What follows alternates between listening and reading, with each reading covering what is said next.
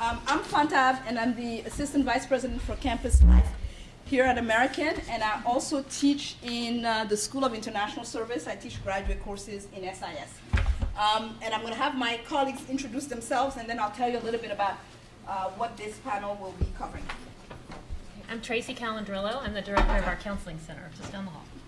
And hi, everybody. My name is Jimmy Ellis. I'm the manager of student success and retention, and I work in undergraduate studies.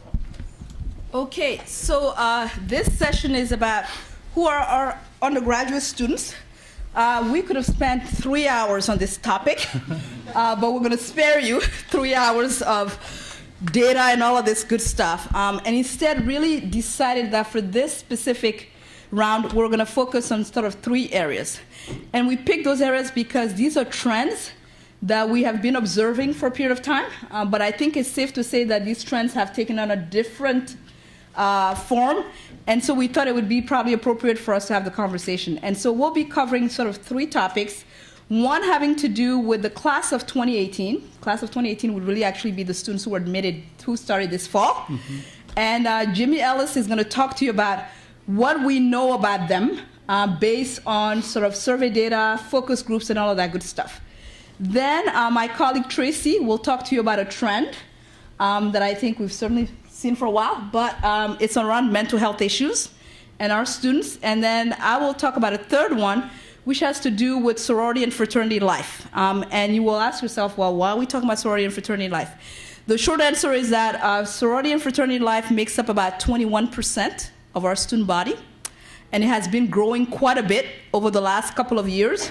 So if you think about it, basically we're talking about, 1 out of 5 students that belongs to sorority and fraternity life. And we want to give you a little bit more information about what that community is about and what we know about the community. And so we'll get started with Jimmy first. Okay, yeah, so the class of 2018, our first-year students, just a little information about them. Oh, wait a minute. There's logistics here we can figure out. We have to advance the slides. This is behind the scenes at our presentation. We're letting you in. Okay. So I'm going to draw from 2 sources of information here today. The first is a freshman census. The freshman census is a survey that we administer to all incoming students during the first week of class that they're here, or they take it right before they get here. So it's a snapshot of who they are walking through the door. AU has not really infiltrated their psyche or their mentality yet, so it's them and their past experiences. The next moment in time, which I have some information about, is our MapWork survey, and we administer that during the 4th and 5th week of classes. So they have been fully, for better or for worse, affected by American University. And so let's see what those differences are and what we've learned this year. Before I get ahead of myself, I do want to say that fall 2014 was the end of a second wave, I would say, of a drastic change in our student population. From 2008 to 2009, we actually saw a pretty significant increase in the size of our first-year cohort by about 300 students, from about 1,200 to 1,500 students. With that increase in size came an increase in academic preparation, so-called preparation with test scores and GPAs coming in. So the academic quality of our students really increased from that period. And then starting 2010 till about now, we've seen the underrepresented groups in our population increase dramatically as well, by about 4 or 5 times. So first-generation students went from about 2 to 10%. Pell-eligible students went from under 10% to almost 20%.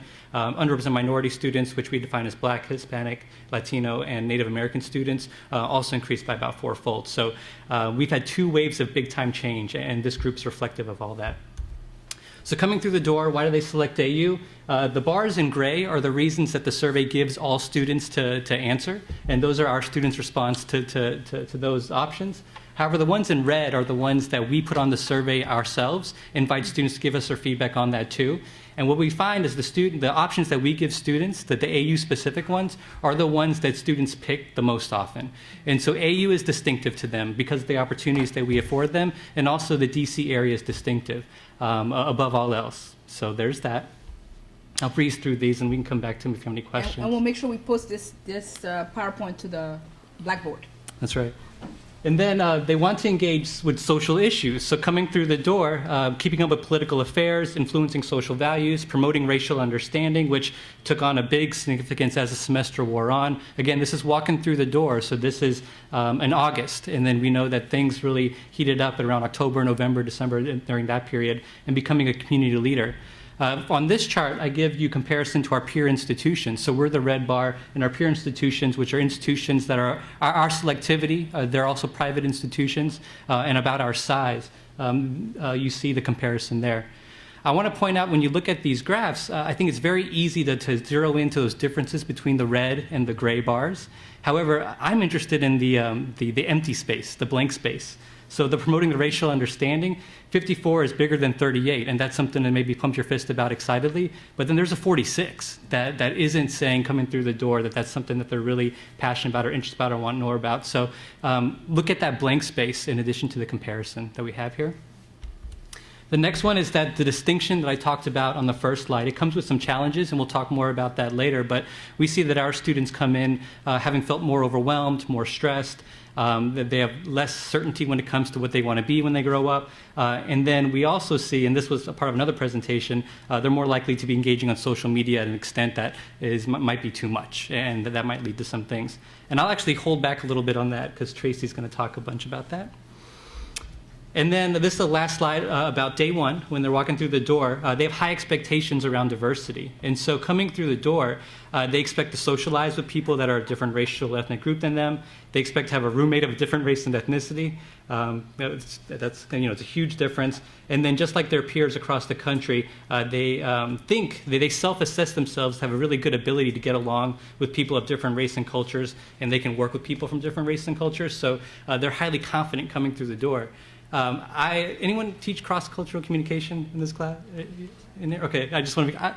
I talked to the cross-cultural communication instructors last week, and they said so students believe that they don't need our class, coming through the door, and maybe that's why that class is hard to get some traction in the beginning because they are so confident.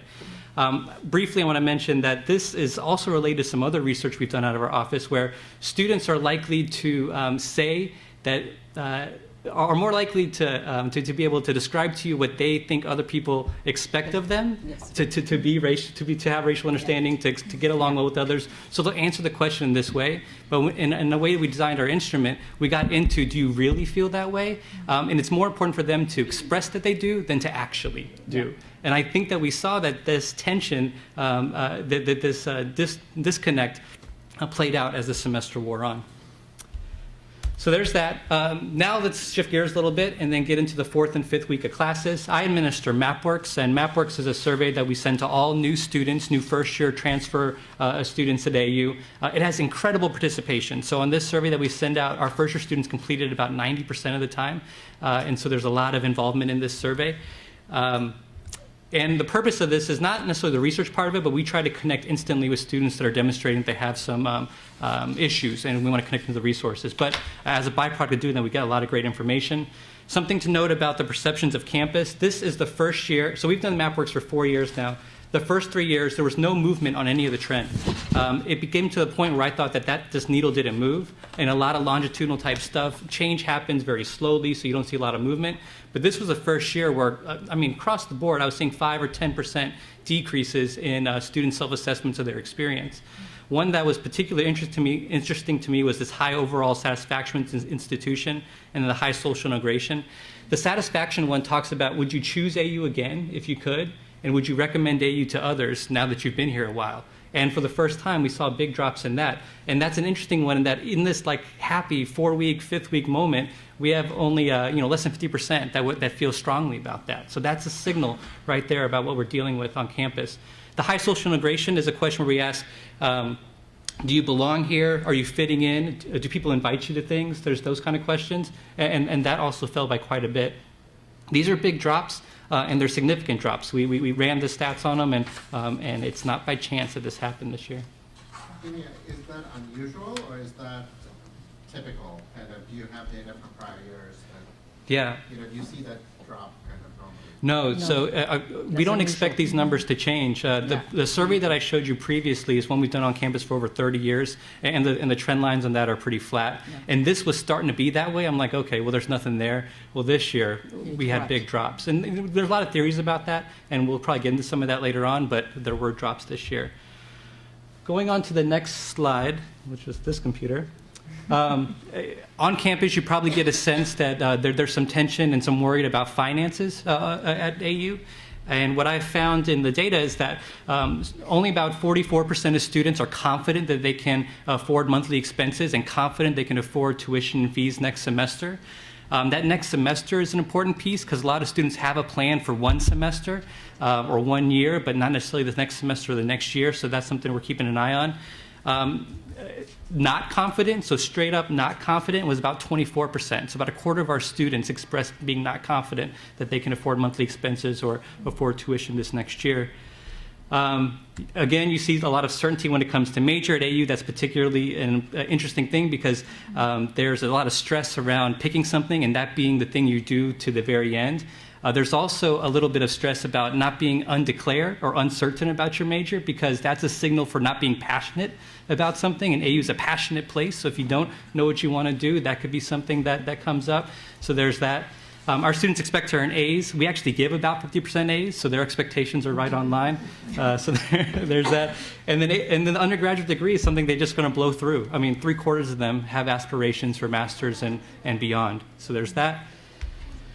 And then here, just want to point out a couple things. 62% of them believe they're studying a sufficient amount, but I could tell you that 50% of them are studying less than 11 hours a week. So liars. And about 16% of them are studying less than 5 hours a week. Yeah, so I don't know what they believe. But it's not the right things. It's not the right combination. And then that last one on there, the high advanced academic behaviors, that fell by about 10 points. And in that is I participate in class, I communicate with instructors outside of class, and then this is related to our space issues, that there's a place that I could study and I could study on a regular schedule. Saw big drops in that as well. So the high basic academic behaviors is what? The high advanced academic behaviors? No, Oh, the basics, attend class, turn in homework, take notes, those kind of things. They feel like they have those basics down. And that didn't change from one way or the other. That stayed at about 80% from the previous year. But this is all people who've been here for 4 weeks. Yes. Yes. Yeah, these are their self-assessments at that self-assessment point. of them. Yeah. These have been really good signals for us. We've been able to take these trends or these moments in time and then project out, propensities to retain and return for the next term, and they've served pretty well in that capacity. Just to clarify, so I'm understanding, when you're Yeah. saying it's gone down or gone up, that's over the last year, not Yeah. over the entry point survey? Yeah, Yes. great question. It's a comparison. So it's cohort 2014 versus cohort 2013. I will say this, that I have information from fall 13 first-year students going into their second year. They take MapWorks as well, and they're self-assessing themselves down. So there's a depressive kind of thing going on to our survey results that we hadn't seen previously. And then here's the top 5 issues just generally. Homesickness is the biggest one. AU is far away from a lot of homes. We don't have a home base, a home region, a home state. So that's one of the highest rates of homesickness that you'll see in the country is at AU. Test anxiety is 35%, and that's just feeling stress about tests, even if you feel like you're prepared, not feeling like there's enough time to study, that type of thing. And then you can look at the rest of them there. And I want to finish just with some things from the student perspective. We also ask questions to students that are open-ended, and we want to get feedback about what they like least or what they like most. And what they like least has a lot of the common suspects. Things about the facility, things about the food, things about their living situation, things about academics being too hard or too easy, and homesickness. That's always been there.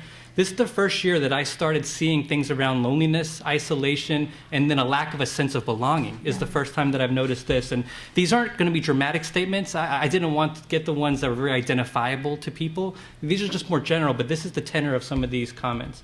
I feel I'm friendly with everyone, but friends with no one. I haven't seen stuff like that before in that what do you like least about AU? It's always been more about that thing. I don't like that thing. And this was more about themselves, and that was really kind of a shock to see. I miss home tremendously. This is a homesickness thing. I didn't think it'd bother me so much, but now I'd love to return home. This next one here is feeling completely alone, being surrounded by everyone who knows what they want to be when I have no idea. So that's a big feeling in the room. I wish they would know that other people feel that way. I wish they could talk to them. Yeah, Yes. Exactly. And again, it's not surprising to read it, but it was surprising for me to see it because I had not seen it expressed before. and miss my family and community back home. And then this is intertwined with that. It's a major strain on my family's finances. So not my personal, but I'm worried about how my family's going to pay for this. And then people living together feel so disconnected. I come from a diverse school, and there are too many people here that I cannot relate with. It's hard to find people that are like me. Contrary to everything that we probably tell them, on the way in the admissions process about diversity is embraced, you could find your place, everything else, they're really struggling. All right. And then there are days when, there's not anything going on campus or off. I'm like, you live in D.C., you go to American. I look at Today at AU. I mean, that thing is overflowing, but there's that. All right. And then, and this one's just sad. The sensation of loneliness can be quite intense at times, right? It's just that we saw a lot of that. And then here's some sense of belonging stuff. The amount of people who shut you down because of your opinions. Last session's theme. I'm from a small town with a very diverse, open, and trusting environment. So the top 3 moments in my life in which I've been uncomfortable due to my racial identity have been on campus here the last few weeks. And again, when was this? This was the 4th and 5th week of classes. Did that get better in October, November? I mean, no, I don't think so. So what about this student, and that person's experience? And here's it's something academically oriented. I love this one. It's all this, right? It's like, it would be better to introduce us to the one major kids. And so that's the one club we don't have on campus. It's the one major club. We need that club. Yes, we're going to form one. There's that. Yes. But the reality is that most students don't double major. That's the truth. But Yes. the feeling The is that I don't belong because I don't. Yeah. So there's that. People are very judgmental, and I feel that I tested this is academic uncertainty. Do they belong academically? Even though, hey, you tested that way. You're where you're supposed to be. What is it about that classroom environment that makes them lose some of that confidence? And then this one is that there's something we've been seeing a little bit about. The Republicans feel hated at AU. Yes. Here you go. There's some more of that. And then this one right here, I put it in there because there are a lot of professors, instructors in the room, and they're questioning your authenticity about caring about them. They're like, people focus on themselves, no one cares about me. The only people that do are professors, and they have to, because I don't trust their intention. So that's an interesting one to read too, do they belong here? Do the people that care about them really care about them? Where is that coming from? Where is those feelings emerging from? So that's my contribution. I'll leave it at that, and then go from there. And now you'll know what happens when those feelings are out there. We'll continue with the feel-good theme. Yes. Okay. Oh, sorry. There's one more. Oh, not having I will say now, none of that came as a surprise to me. But then again, I don't necessarily see the people who are like, I love it here. I'm doing great. I have no problems. They don't come to the counseling center. Having said that, though, the 2 themes I want to weave into what we talk about today is student stress and mental health, because those are things all of our students have. They all experience stress because academic life is stressful inherently, all life is, and they all have mental health. But what I want to kind of put into perspective for you are some of the trends that we're seeing about how they're functioning around their mental health is really starting to take a shift. And these trends have been going on for many years. At AU, though, and we're going to look at some national data and some AU-specific data, some of these trends are taking a really alarming turn. So, just to set the stage a little bit with some national data, and I don't have my reading glasses on, so I'm going to turn around to look at the numbers.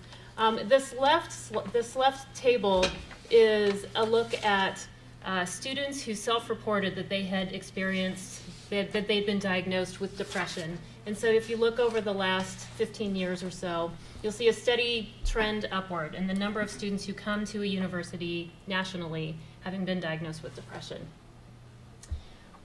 And then this right table is counseling center directors across the country reporting the prevalence rates of depression and anxiety. And we're going to talk about this a little bit more at AU, but you'll see a shift from the highest type of diagnosis was always depression. That's shifted to anxiety, and that's very much true for us as well. So something has changed from students being depressed to students expressing their stress and mental health more as anxiety.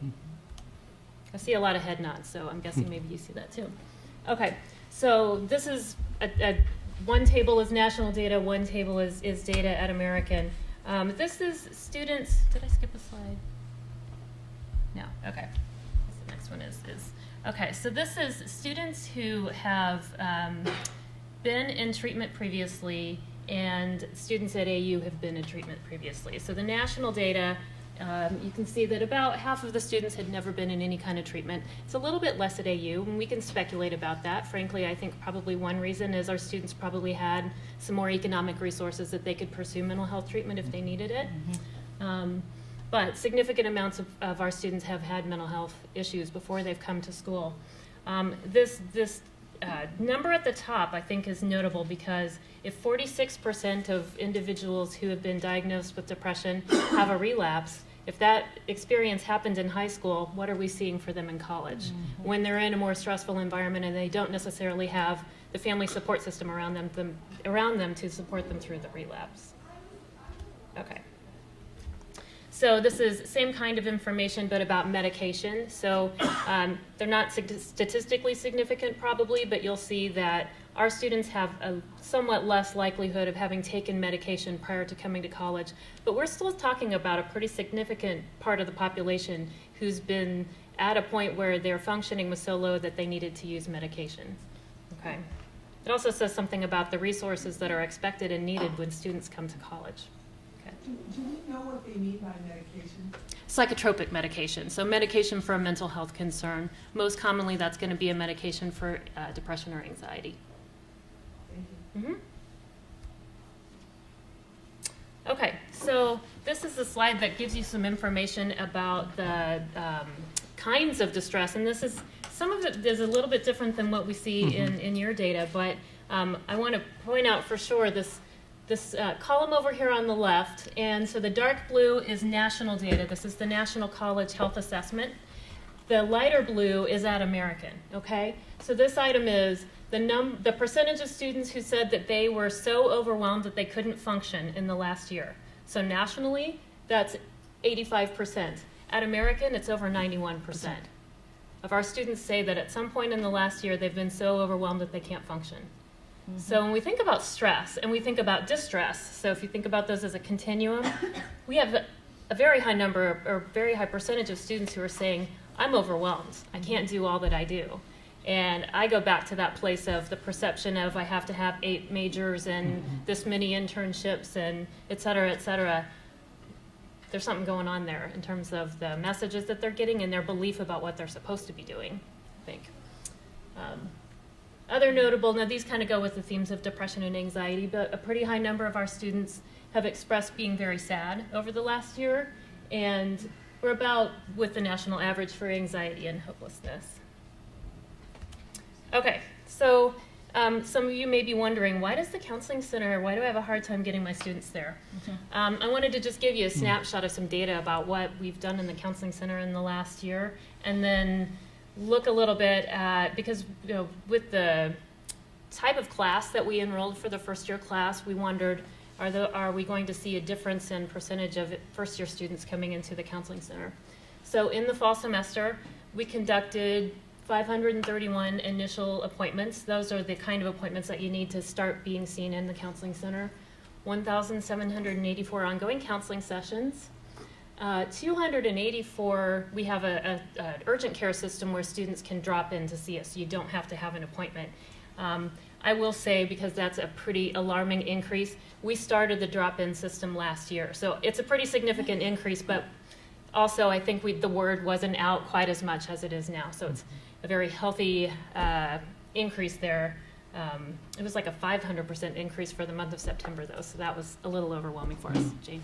And the 26% of all urgent care walk-ins were first-year not students. 26% of first-year students. No. used the No. urgent walk-in. Then we'd really be having Okay, I just that would be bad. So 26% of the 26% of this, right. So about the same of what I guess we'd expect to see statistically in terms of the amount of students in each class.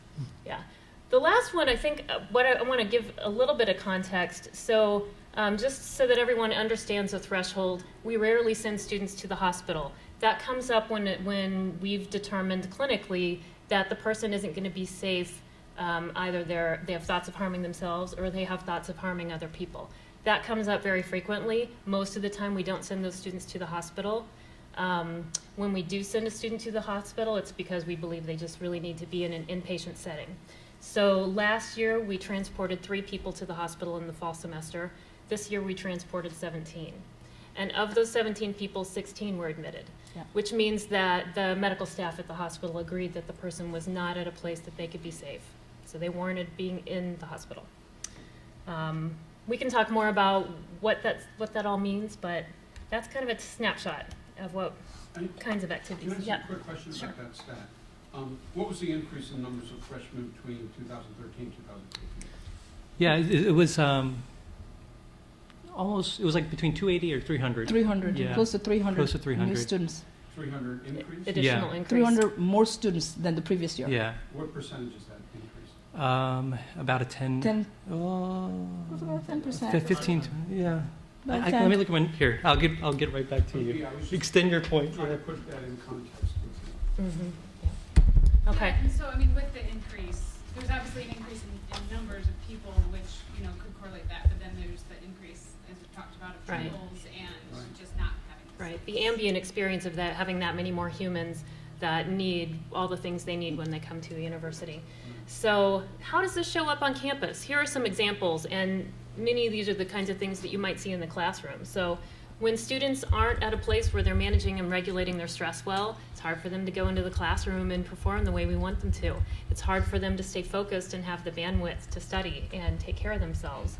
That anxiety shift that we saw, where that's one of the more prevalent kinds of concerns, can lead to panic attacks over class assignments not getting done, needing to take medication and therefore needing more resources to take care of yourself, needing to reduce your course load because you can't handle a full-time load. These are some of the kinds of things that we see as impacts. Now, many of our students get resources in the counseling center and don't have these kinds of more sort of distress type concerns. Okay, and then just to say a little bit, if you don't know what the services are on the counseling on the university campus for students in distress, the counseling center offers talk therapy. We do individual and group therapy, a lot of crisis management. We have urgent care walk-in, drop-in hours every day from 3 to 5. You don't need to wait until then, although that's the time when we have staff set aside to be able to see students in distress. We do a lot of consultation, so you can always call us to talk about a situation. Of course, if it's confidential because we're working with the person, we can't tell you that, but we'll be glad to talk with you about it. And then we do quite a bit of off-campus referrals for students who want to be seen longer than we can see them in the counseling center. Okay. The health center offers psychiatric services and medication management, which if you think about the number of people who come here needing that, it's really helpful that they can get that on campus. And then the Academic Support and Access Center provides a lot of interventions that can help around the academic-related stress. And then lastly, does anyone not know what the CARE Network is? Okay, so on our campus, the Dean of Students Office has a way of giving just information that you're concerned about a student, and we can talk after if I can give you more information about that. I don't see on your list here that you do makeup exams, like, so where does, Accommodations. Accommodations. That happens through the Academic Support and Access Center. So if a student needs accommodations for any kind of academic situation, they usually start with that office, although they get referrals from all over campus. But the accommodations part usually comes with the person who is registered with a disability. right, because I had a student that needed a makeup exam because they Mhm. were sick the day of the, I think it was the final actually. Mm. And we tried calling, she tried, no one wanted to give the makeup exam. Okay, that's a different issue. The Academic Support and Access Center deals with students who need specific testing environment Right. because of disability, etc. A makeup exam, that is not the purview within the Academic Support Center Right. for makeup exam if it's not related to a specific academic So issue. that's a basic thing that happens all the time. That is left to the professor to negotiate with the student. That's a professor-student. The final though, the semester's over, I have a job, it's sort of hard to do. Why don't you guys So- do that, or somebody? Well, Well, the counseling center is probably not the best place for them. For that, yeah. Now, I would suggest that's a conversation with the associate dean of that respective school, but that's not within the purview of the Academic Support Center. Yeah. And you would, we didn't give you the statistics here of how much accommodation testing is actually done And I can assure you that the stress that puts in terms of just number of days and time and hours is just staggering. It's absolutely staggering. So I cannot imagine the academic support center taking up makeup exams for students. That just would not. They're sitting behind you and shaking their Yes, head. yeah. By the way. Yeah, that just. Jane. Can you briefly, Yeah. when I've had students with mental health concerns, I've gone through the CARE network. Yeah. But I didn't know about this consultation with faculty. In what circumstances might I use consultation with counseling center versus the CARE network? I would say that it's always the best default is the CARE network. Yeah. One of the things that the counseling center, it's hard for us to, because of the confidential nature of what we do, we can't leave our office, and so we're kind of not the most effective resource if you want somebody to make something happen after you've alerted. If you want to talk through, what do you think this is, or Oh, yeah. what are your Is thoughts this a about mental how I health could, concern? how I could talk to my student, or I'm concerned and I need them to come to you. Well, first of all, just walk them over to us if you can, but it's more we are just here for you if you want to kind of walk through something. Yeah. Okay. So we're going to shift gear a little bit. Jimmy reported from MapWorks and the campus census data some of sort of the challenges that our students, particularly first-year students coming in, feel at the beginning of their semester, the sense of isolation, not feeling that they're necessarily connected. And then Traci has given you some of the data about some of the mental health issues and the trends there. I'm going to focus on actually a different segment, and that is the segment that actually has a sense of belonging on American University campus, and reports consistently that they feel that they have a very strong sense of belonging at American University because they've been able to find a community, and that's fraternity and sorority life. And there are a couple of things that I want to talk to you about. One is I'm going to go straight to the data about, yes, okay. So basically, based on last spring data, spring of 2014, we had about 1,383 members, students who belong to sorority and fraternity life. And out of that group, it's, as I said before, it's 21% of the undergraduate student population that belongs to that to sorority and fraternity life. And I've listed, the different affiliation. We have 14 with IFC, NPHC 3, etc. Those are all listed here. And again, you're going to have the slides that are there. The other thing as well is you will notice that out of that group, 104 have a 4.0 among that population, and 268 of them studied abroad. Next are the councils and chapters, because they're organized within council and chapters, and this lists the different sorority and fraternity groups that are recognized here on AU campus. Just to give you some information, as a campus, we have not, there's a real process for actually bringing on a new group to campus. And over the years, we've really not increased those numbers in terms of bringing in new chapters or new groups to campus. That's been a conversation that's been ongoing with our sorority and fraternity life students. There's been a lot of interest and a lot of appetite for more groups to come to campus. But we manage a protocol of how many and so forth over this period of time. But I can assure you that there's probably not a single semester that goes by where I don't get a request from several groups saying we are ready to bring another group to campus. The data comparison between our sorority and fraternity life and our student body, I wanted to give you that information. One of the things that you'll notice is that 29% of degree-seeking students, 29% of our students that are degree-seeking are students of color, and you'll notice that 26.9% of students who belong to sorority and fraternity life are students of color. The reason I bring this up is really to give you a sense that, interesting enough, our sorority and fraternity life tends to mirror quite a bit what our student body is on campus, because I think a lot of times there's this perception that probably the vast majority of them, that our students of color don't participate at all. And the other thing as well is that don't assume that their participation are with the NPHC. As a matter of fact, those numbers continue to decline exponentially, and we're actually seeing them being more involved with with the other groups as well. So that's one of the data points.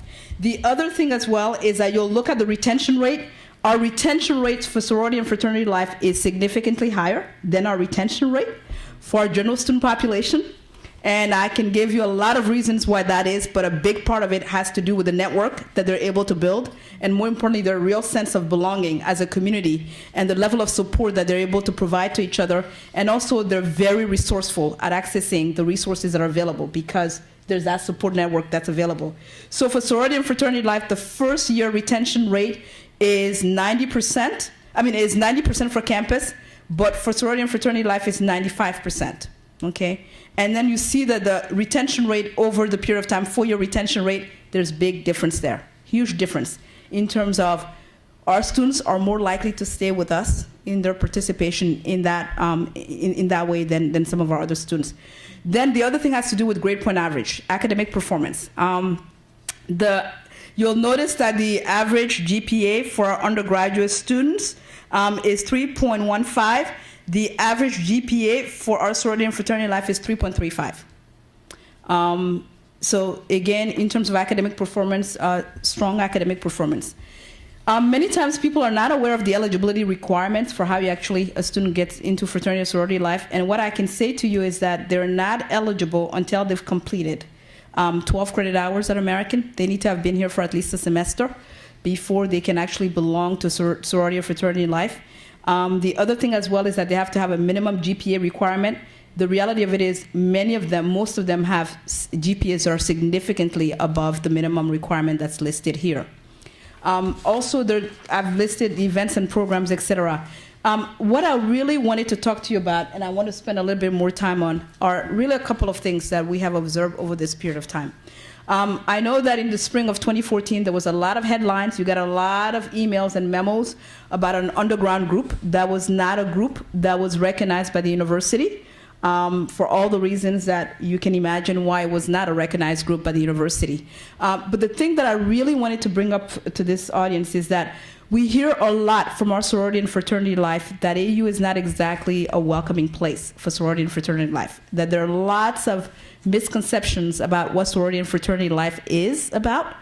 And I know our students often will say to me and to others, whatever you can do to help us really in many ways help portray the sorority and fraternity life that we are part of, that would be extremely important to us. And among the issues that have come up, particularly in terms of sorority and fraternity life, has been the fact is that we do not have housing for sorority and fraternity life on campus. We haven't had housing for a very long time. The majority of our students who belong to sorority and fraternity life actually live in residence halls. And then those who do not live in the residence hall do live in houses. And that has certainly been one of the challenges. Those who are living in houses, we probably get some, depending on the time of year, I think Traci and I can say depending on the time of year, usually the beginning of the semester, there's lots of reports of neighbor issues, noise complaints, you name it. And living in the neighborhood that we're living in, I can tell you for those who are involved in neighbor relations, it is not fun to be dealing with the number of issues that we deal with our neighbors and the housing situation there. Another issue also that I have seen come up tremendously, particularly because several of us are on our emergency call at the beginning of the semester, has to do with alcohol transport. The number, we didn't put the data here, but I can assure you that the number of alcohol transport between this past year and 2013 is just it's been out of control is probably the best way for me to frame this. So this issue of alcohol transport and alcohol consumption and off-campus quote-unquote parties has been certainly one of the biggest concerns that I think we've had. Alcohol transport means what? Well, alcohol transport means basically that a student drank to the point that literally they were either passed out, they were really in a state that really required probably medical attention, and therefore we had to transport them to a hospital. And generally it meant transporting them to the emergency room is exactly what we had to do. And Fanta, you're saying within the fraternity sorority community, that's fine. Well, here's the thing. The interesting thing about that is that the parties are happening in those homes. Okay. So the consumption is not simply by sorority and fraternity life. Actually, the consumption is from all over the board. But where they're actually consuming, alcohol tends to be in those spaces. And that's been one of the biggest challenges that we've had, particularly with some of the housing, off-campus housing. Yeah. You mentioned that most of the Greek life was in the residence halls. Do they have a floor area or nothing? No, we don't have, for example, floors that are designated as sorority or fraternity life floors. They're spread out. The truth of the matter is that students, after they've been here for a year, can opt who their roommates will be. So over a period of time, you'll see students congregate and cluster based on the kind of the opting that they've done. But there's not a floor or a building that's been designated specifically for sorority and fraternity life. So I would say one of the challenges certainly has been around this perception of parties, of campus parties, and particularly the perception and the issues, and not perception in some cases, of really the alcohol consumption that has happened. The ways we've tried to address many of these issues has been really peer-to-peer accountability. We have found a lot of research has indicated that the peer-to-peer accountability is really something that needs to be emphasized and re-emphasized in every way possible. And so we've been working really, really hard with the leadership of IFC and others to really hold their peers accountable.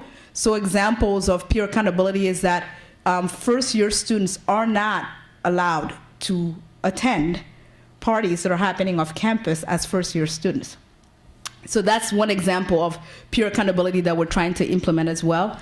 The other thing as well that I think often happens is that all of our sorority and fraternity life, at the beginning of Welcome Week, have to register their parties so that we know where the parties are taking place.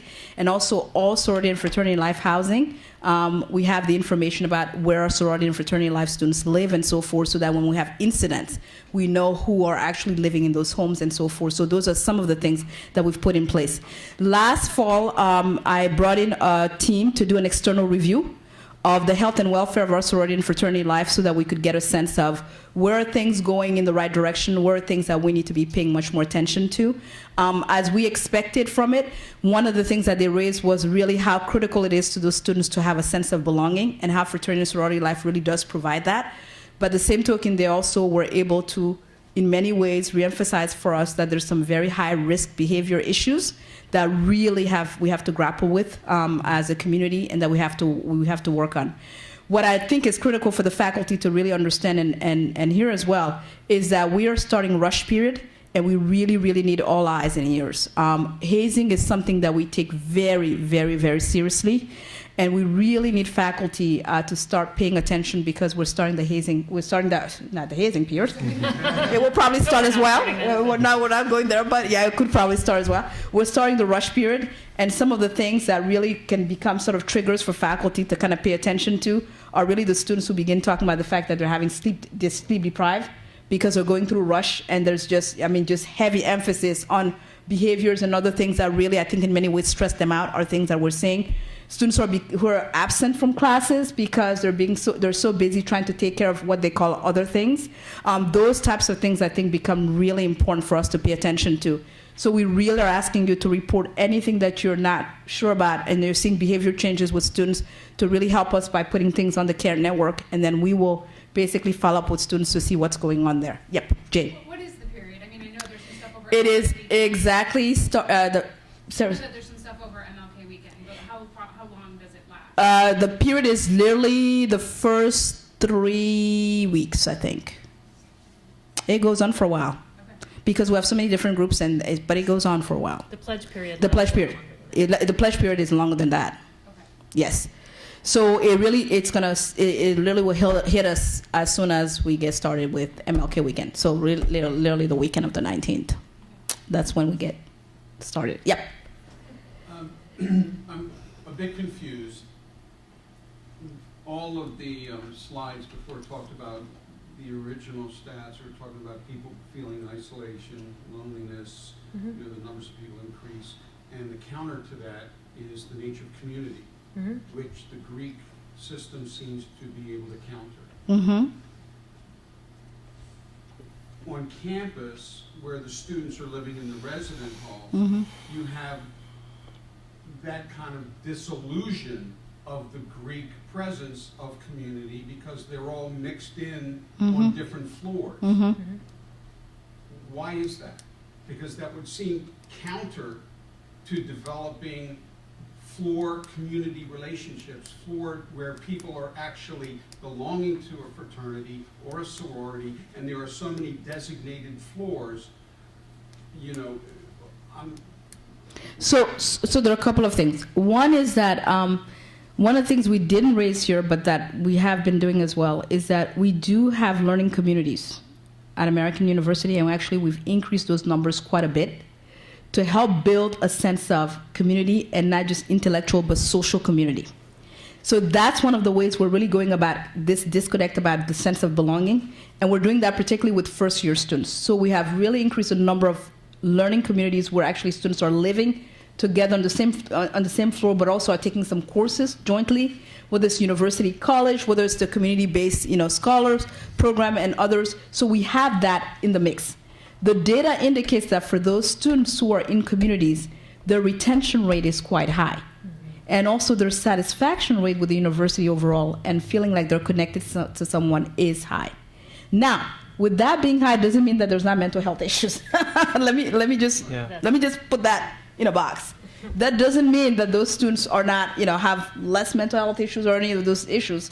Those issues I think are still very much there, and Traci can speak much more about that. Going back to sorority and fraternity life, there are a couple of things. One is that, and you're raising a really important point. The students, it's clear that if our sorority and fraternity life had an option, they would like to see housing for sorority and fraternity life. Our housing inventory is very challenging. It is extremely challenging for the size of student body that we have and the housing options that we have. Especially because with our housing, we have to look at how do we house first-year students? How do we house the learning communities that are part of that mix? How do we house also upper-class students by having Nebraska Hall just for upper-class students, et cetera? So it's been really challenging to try to create that kind of environment within our housing structure. Now, with that said, who knows? Once East Campus is built and we have more housing inventory, things may change at that time. But it is true that our sorority and fraternity life have said that has been a challenge for them because not having on-campus housing for sorority and fraternity life, a lot of their socializing happens in those homes off campus. And that is an issue. That is an issue that you've raised. If I can just add something real quick. So with us growing our learning community population by so much, it's about half of our students that are not a part of one of those now. And so there becomes a distinct other AU experience that I think that a student will compare their experience to. And so I think that causes some problem. And even within the communities, there is some tension about which one is better than the other. Yes. And so even though you're involved in it, there's some of that's going on too. So there's always problems that happen. Yeah. And then in the first year, just as a point of clarity, our first year students, aren't a part of sorority fraternity life in that first semester. They're not. And so there's not an intermix of fraternity life and first year students in that first term when we collect a lot of the of my data. But then starting in the spring term, that's when we see a lot of the intermingling. Yeah. So Half of on-campus students or half of all students? Oh, sorry. First year. First year, half of first year students are not part of learning communities. Yeah, it's the first time it's been that way. That's about 50-50 at this point, and and something we're trying to grapple. And then back to your point about what's the percent increase, we went from 1628 in our first year cohort to 1788. So it's a 10% increase, about 160 students. Yeah, so that's the increase. So questions, comments, Fanta, can you tell us what's happened with that rogue organization that made so much? Sure. So the rogue organization in question, the challenges are the following. Because it is not a recognized group, the key part of it is that as a group, it cannot have any operation on campus. And one of the things that has been the most challenging, going back to peer-to-peer accountability, is the fact that in order for us to know what's going on behind the scenes, we need to have students who are willing to report what they're seeing. Students are very, very unwilling to do that. As a matter of fact, when we had the incidents that we described in the spring, and we started to bring people to conduct counsel one after the other, and so forth, the backlash that we received were from other students. And these were students who were not even affiliated with those groups, but students who said, but that person is an incredible person. That's a friend of mine. That's a really good person. And I can't believe that you're accusing them of A, B, C, D, and so forth. So one of the things that we're really finding more and more as a challenge overall, so this group is still not recognized. This group, if we find out from anyone that there's anyone on campus that's involved in things that really are problematic, the police has been involved. There's been lots of different folks who've been involved, and some folks have been dismissed based on findings and etc. But really, in order for us to be able to act, we need people to be able to report those things. And we are finding that more and more, you can name the issue our students are very reluctant to turn in their peers in whatever form. I mean, we have an anonymous hazing form that has now been posted, hoping that that will help because students don't have to necessarily come and say who they are, et cetera, and so forth. But even in those instances, we're finding that it is really hard to get our students to, in many ways, speak up to those issues. So that's really problematic. Yep. So all of the data that you had on the previous slide about students being depressed and anxious and stressed, I've witnessed that with all of my students, and I really worry about them. Yeah. I'm concerned. I had such an amazing undergraduate experience. And Yeah. I just don't feel like they're having fun and Yeah. they're stressed, and I do my best to tell them it's going to be okay and you don't have to have 12 internships, and I try to make my classes fun, but what else can I be doing to make them feel better? That's a great question, and thanks for asking it. So one of the initiatives that we're working on to try to get at that stress piece, because again, I think 91% of them are overwhelmed, and they're talking to you about that. And so there's a working group right now. Jimmy's actually part of that group with me, and we're trying to look at the piece around stress and what to do as an institution to tackle some of that. And I will tell you, I think probably one of the most powerful things you can do is talk about how you manage stress and to acknowledge that you feel it and that we all feel pressure that we're supposed to perform in a certain way as well. So, think about, and I'm not knocking it, but what's on the side of our bus? How do we represent ourselves Yeah. as an institution? Yeah. It's very powerful. Yeah. It's really exciting. But when you're an individual and you think about the comments that some of the students mentioned, Yeah. the social comparison that goes into that, everybody looks better than you if you're looking inside yourself because you're looking at their outsides. So, and I know that sounds kind of mental healthy, but I No, guess but it's I'm true. a psychologist. So that's the piece I would say to you is using your own experience and really just normalizing for them. Yeah, college is stressful, and pace yourself. You want to be sustainable in what you do, not I'm going to do it all this semester. I'm going to do it all in 4 years. And the other thing also that we're finding as a trend that we didn't talk about, but we're beginning to track as well, is that we're seeing more and more of the students who are coming here who really want to get out of here in 3 years. Those numbers are really have gone up. I had, the registrar run for me sort of some data on the number of students who are finishing in 3 years as opposed to 4. Some of that is really driven by cost. I mean, the students have been very vocal about the fact that cost is a is a reality for them on many level. And even when they get their financial aid package and these things, they're like, okay, it's okay for now, but it's always a constant. It may be okay for this semester, but what about next semester and the following semester, et cetera? So with that as well, I think because they're looking at a 3-year plan, and because in many ways we have really, I think I often say to my admission colleague, we've done an incredible job with marketing over the years, and we have students who are coming here for whom this idea of I should be doing 2 majors, I should be doing internship as many as I need to, and I should be the president of my club and organization, and I should be doing community work in the community, and then by the way, because I'm here, I need to have 2 jobs. And I need to finish in And I need to finish in 3 years. I mean, it's a pressure cooker. Do you have data, getting at the financial aspects, do you have data on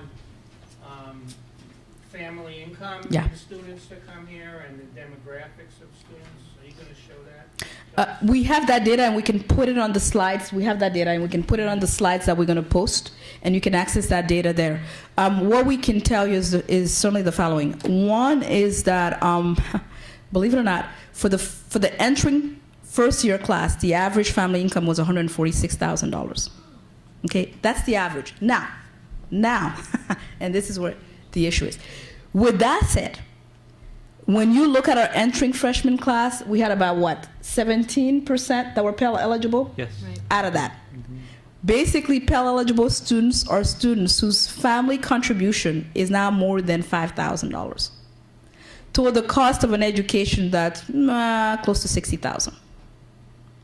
So they need to be absolutely packaged to the maximum for them to be able to come to AU in order to be able to afford AU.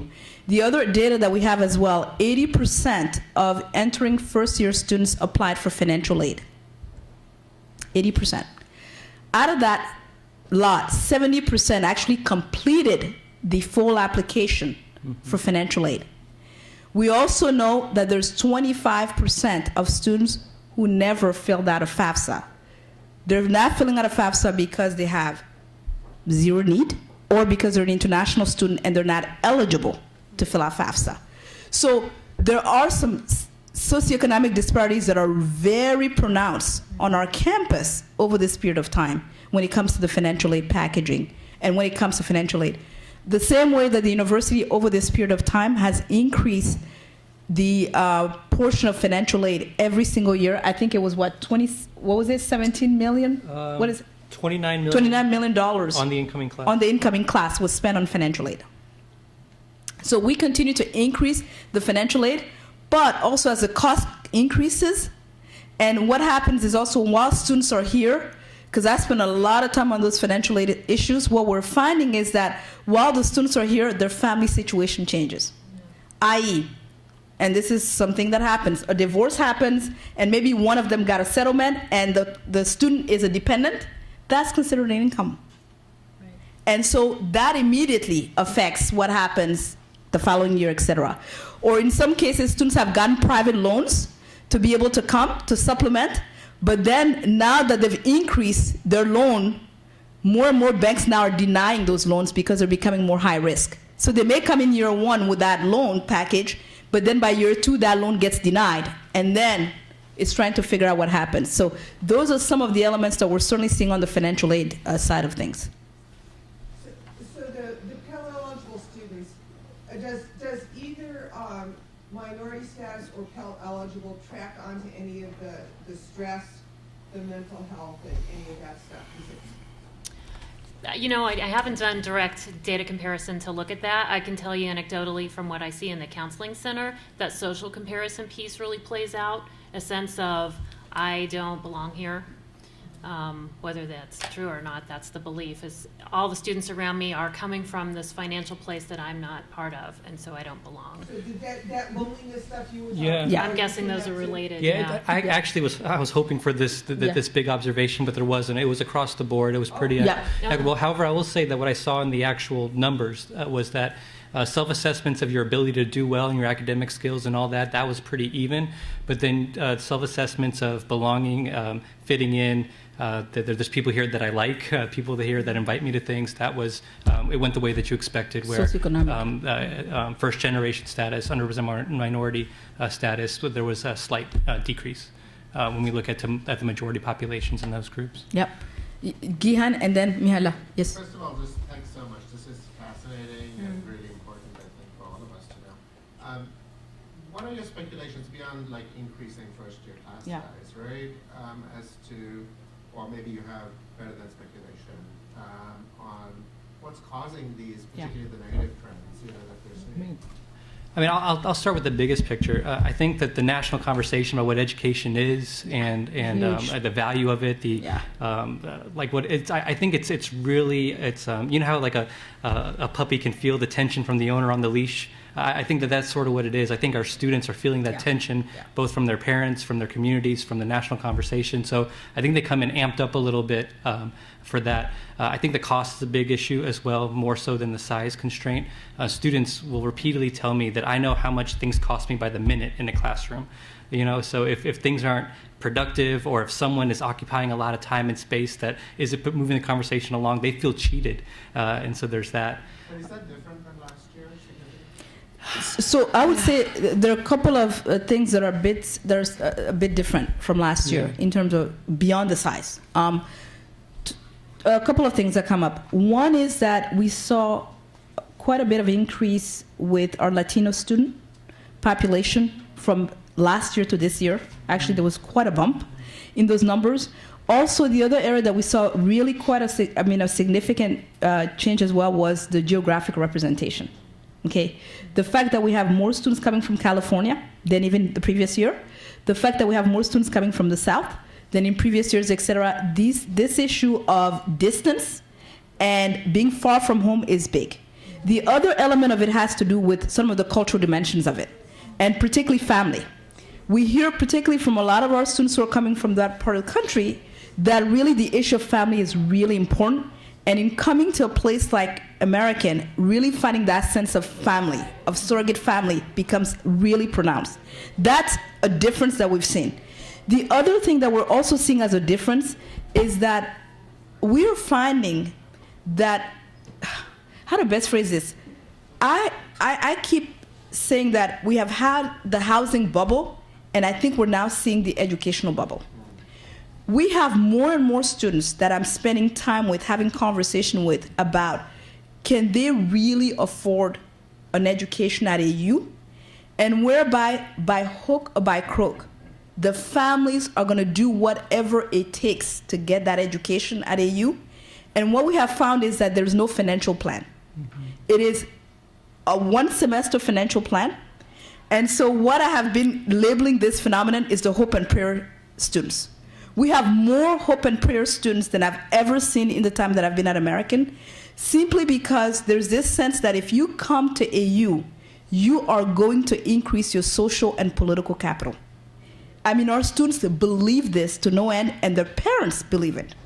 And so as a result, I'm seeing more students who are willing to take out these big loans, in a way, even just in this past year than even previously. And I think with that comes additional stress, with that come additional sense of obligation to family, to perform, to do well, to finish quickly, to make sure that that investment has been really well spent. And that, I think, just in the last year has been more pronounced, to be honest with you again. It's tipping. It's really tipping.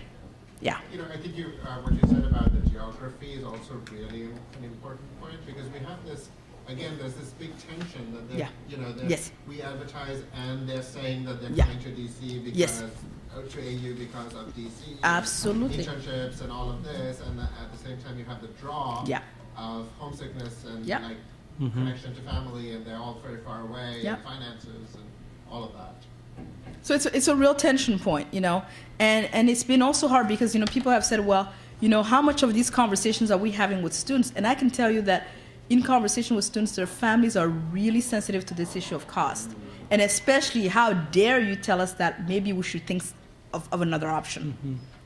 I mean, that is so it's, you know, so it's something I think we all need to be paying much more attention to in terms of how we're working with students around sort of the stress factor, their need for a sense of belonging, as well as, you know, things that we need to be paying attention to in terms of what creates a sense of community for the students while they're here, knowing that that's going to be probably the trend moving forward.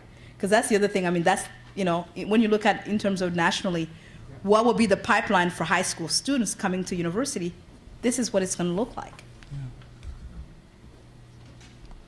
So we're out of time. And we want to make sure you get to your next program on time. But again, we'll make sure we add the financial aid information before we post it. And certainly feel free to get in touch with either Traci, Jamie, or myself if you have any additional questions that we can help with. Thanks again. Thank you.